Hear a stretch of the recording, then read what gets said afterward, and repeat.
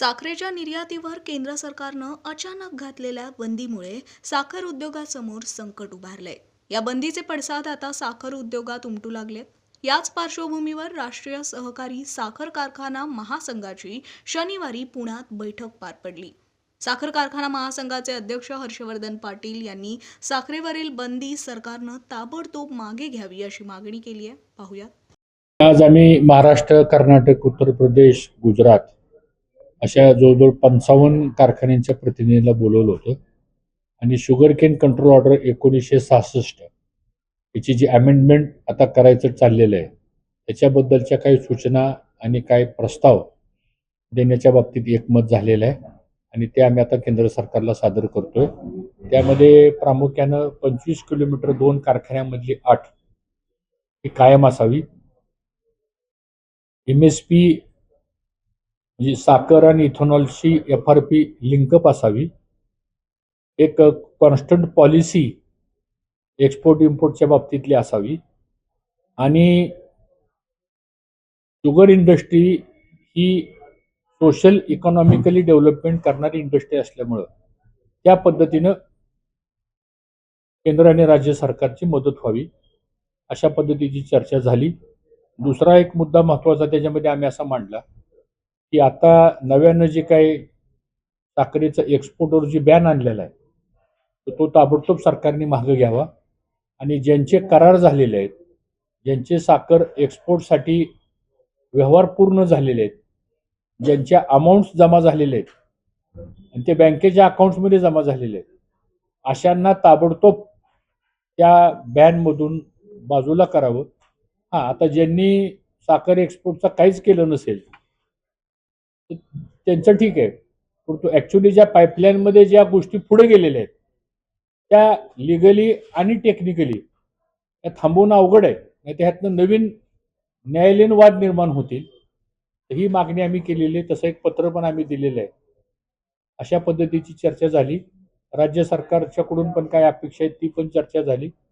मुख्यमंत्र्यांच्या नेतृत्वाखाली केंद्रीय गृहमंत्री आणि सहकारिता मंत्री यांना आणि प्राईम मिनिस्टरची वेळ मिळाली तर एक शिष्टमंडळ घेऊन भेटून यावं आणि सगळे विषय केंद्राचे, राज्याचे अशा पद्धतीची चर्चा झाली. निर्यात बंदीचा निर्णय करण्यात आलेला आहे, किती मोठं नुकसान होऊ शकतं साखर उद्योगाला?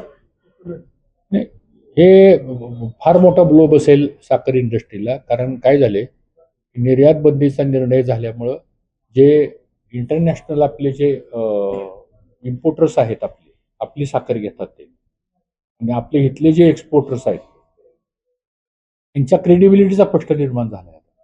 आम्ही व्यवहार सगळे केले, आता ट्रान्झॅक्शन्स केले आणि आता ऑल ऑफ अ सडन बंद झालं. हे दुरुस्त होणं गरजेचं आहे कारण इंटरनॅशनली हे चांगलं नाही आहे. दुसरी गोष्ट, बॅन आल्यामुळं डोमेस्टिक मार्केट 100 रुपयांनी खाली आलं, जी पर्यायाने शेतकऱ्याचं नुकसान झालं. आणि मग जर उद्या ऊस उत्पादक करणारा शेतकरी जर ऊस लागवडीपासून जर बाजूला गेला तर पुढच्या 2 वर्षामध्ये 3 वर्षामध्ये साखरेचं उत्पादन कसं होणार आहे, असे सगळे प्रश्न खूप मोठ्या प्रमाणात आलेले आहेत. बघू आता काय होतं. हंगाम झाला त्याच्या बाबतीत तुम्ही चिंता व्यक्त केली की येणारा हंगाम करणं अवघड होईल? नाही, आता ज्या प्राप्त परिस्थितीमध्ये या वर्षीचा 26-27चा गळीत हंगाम सुरू करणं, एकतर शेतकऱ्यांचं पेमेंट देण्यामध्ये आर्थिक अडचण निर्माण झालेली आहे. तोडणी वाहतुकीचं शेतकऱ्यांचं पेमेंट देण्यामध्ये अडचण निर्माण झालेली आहे. गेले 4-5 महिन्यापासून कामगारांचे पगार देण्यामध्ये अडचण निर्माण झालेली आहे आणि 31 मार्चला बऱ्यापैकी कारखाने हे टर्म लोन आणि शॉर्ट टर्म लोन त्याचे हप्ते न भरल्यामुळं ते NPA मध्ये गेलेले.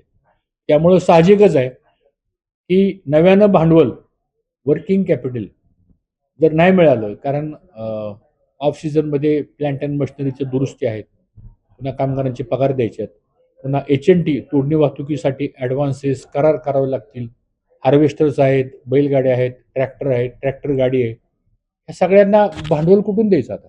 आणि ह्या जर नाही गोष्टी झाल्या तर कारखाने सुरू कसे होतील? आणि म्हणून हे मुख्यमंत्र्यांच्या पण लक्षात आम्ही आणून दिलेलं आहे. त्यांनी पण त्याच्यात लक्ष घातलेलं आहे. आता सातत्यानं मागणी करत राहणं हे आमचं काम आहे, कारण हा उद्योग 8,000 कोटी रुपयाचा रेव्हेन्यू देतो.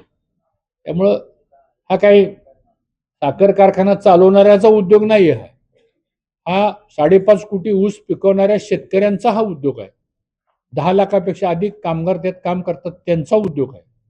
मला असं वाटतं त्याकडे एक सकारात्मक दृष्टीने पाहण्याची आवश्यकता आहे.